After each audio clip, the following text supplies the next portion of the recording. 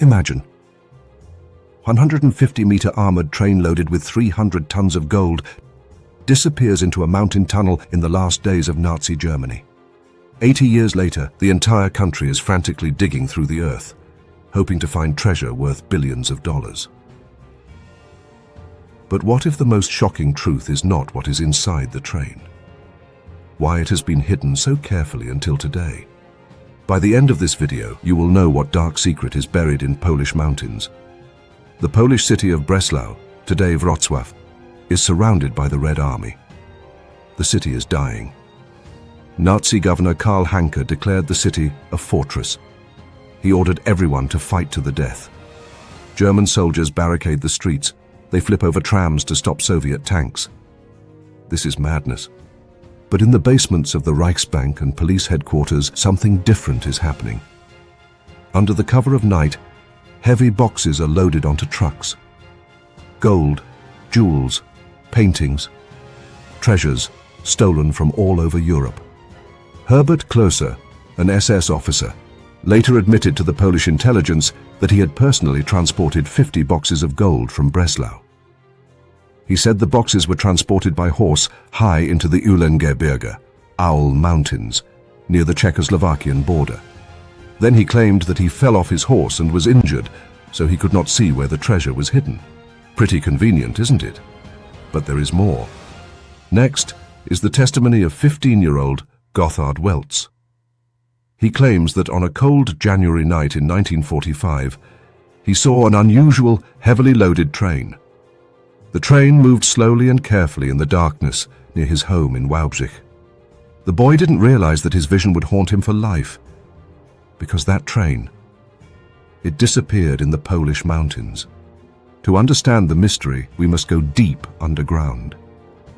In 1943, the Nazis began Project Riese, Project Giant. It became one of World War II's largest and most mysterious construction projects. Imagine 7 massive underground complexes, miles of concrete tunnels, huge halls carved into rock. According to the official story, they were factories for secret weapons protected from Allied bombing. But there was another purpose, much darker. Kasia's castle, the third largest castle in Poland, was seized by the Nazis. In just 10 months, 25 architects transformed it completely. For whom? For Adolf Hitler himself. Under the castle, they built a 2-level underground bunker with 1,400 square meters of secret rooms. The elevator shafts went down 50 meters underground. So, in a case of an air raid, Hitler could escape to the bunker from his bedroom in seconds. But the most shocking thing is how it was built. The Nazis forced thousands of prisoners at the Gross-Rosen concentration camp to work. They were beaten and forced to labor in unbearable conditions. They worked in toxic fumes, in darkness, and without food.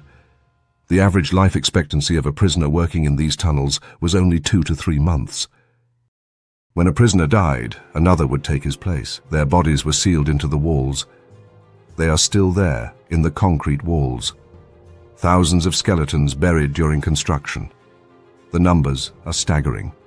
Project Riese used 257,000 cubic meters of concrete, more than all the bomb shelters of the entire Third Reich combined. Why were such huge constructions built? Historians cannot provide a comprehensive explanation. And here is the most interesting detail.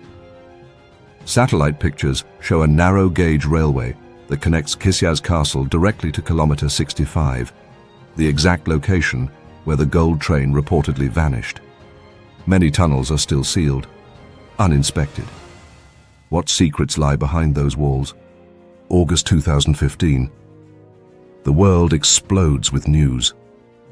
The treasure hunters, Piotr Koper from Poland and Andreas Richter from Germany, found the train using ground-penetrating radar, which sees underground. The radar images show what looks like a 150-meter train, railway cars, gun platforms, artillery pieces. The Polish Deputy Minister of Culture makes a dramatic statement. "I am 99% confident this train exists. I have seen the radar images." Tadeusz Slowikowski, a retired local miner, claims that a German railway worker told him about the Nazi train and the hidden tunnel. Słowikowski spent 40 years searching for a missing Nazi train and even built a detailed model of the tunnel in his garage.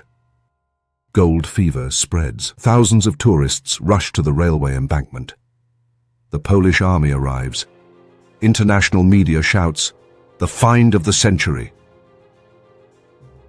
Then scientists from the University of Krakow arrived with a magnetometer.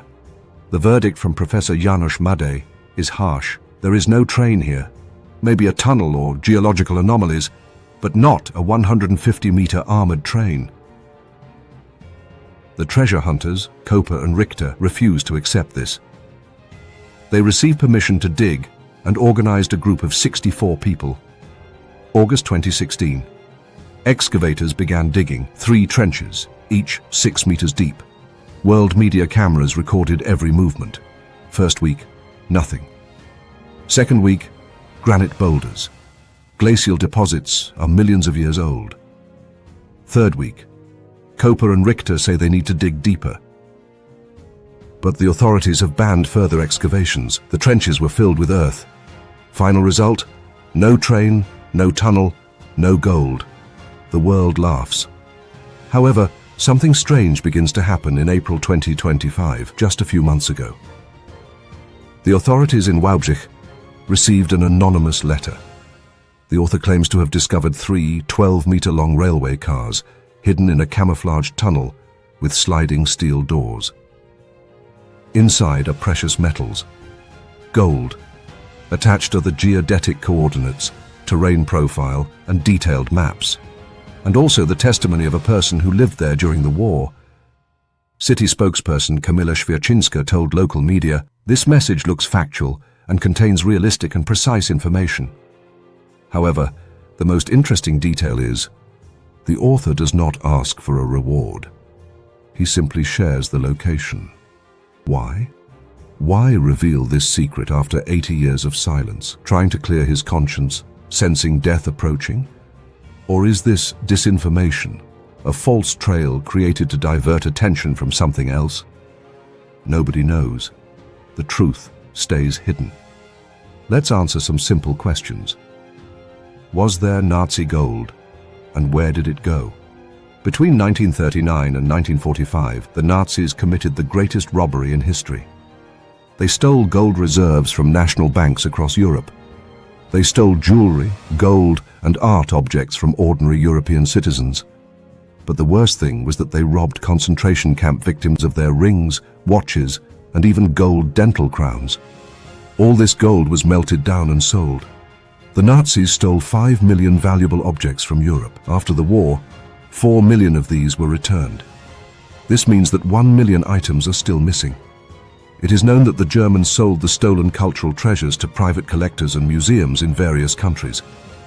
The minimum proceeds from the sales are estimated at £6.5 billion. There is a theory that Nazi Germany spent all its money during the war. This is supposedly why Nazi gold is a myth. However, the Nazis were certainly preparing for a collapse. Gold was declared an inviolable reserve of the Reich. By the end of the war, this reserve had grown to £400, $500 billion, according to the most conservative estimates. But here is the mystery. Where did it all go?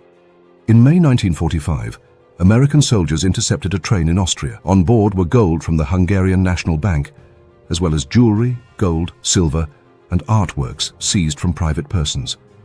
The gold reserves of the National Bank and the national art treasures of Hungary were returned. However, the 38 train cars of treasures confiscated from private persons were never returned. Inside were 52 boxes of gold and 1,560 boxes of silver. The Americans refused to return the wagons because the origin of their contents could not be proven, a convenient position.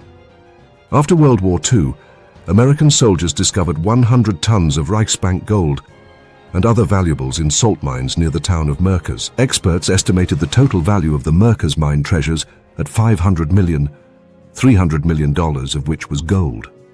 During the war, hundreds of tons were sold through banks in Spain, Portugal, Sweden, Switzerland, and Turkey. 50 years after the end of World War II, Swiss banks paid 270 million francs to the Holocaust Fund. Other banks prefer not to address this issue.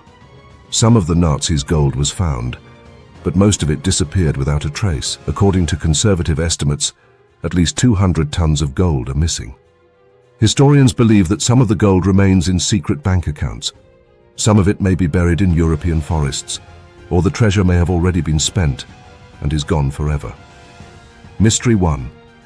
Lake Toplitz. High in the Austrian Alps, Nazi officers tossed boxes into an icy mountain lake. Divers found counterfeit money. However, there are still boxes hidden in the deep water that cannot be safely reached. What's down there? Nobody knows.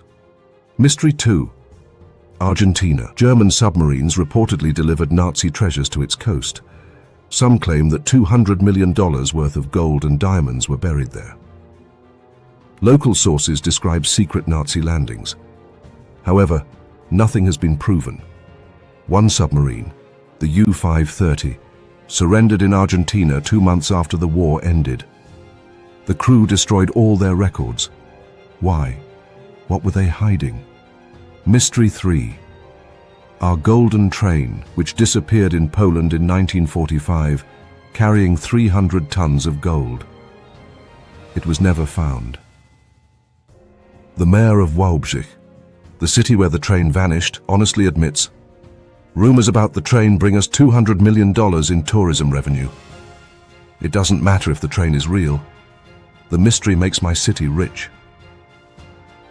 The real mystery is not just the gold, but also who is still hiding the truth, who profited from Nazi crimes. What secrets remain in bank safes today? Where is the Nazi gold? The answer may lie in Lake Toplitz. Or it could be buried in Argentina. It could also be hidden in secret bank accounts. Then again, maybe it's already lost forever.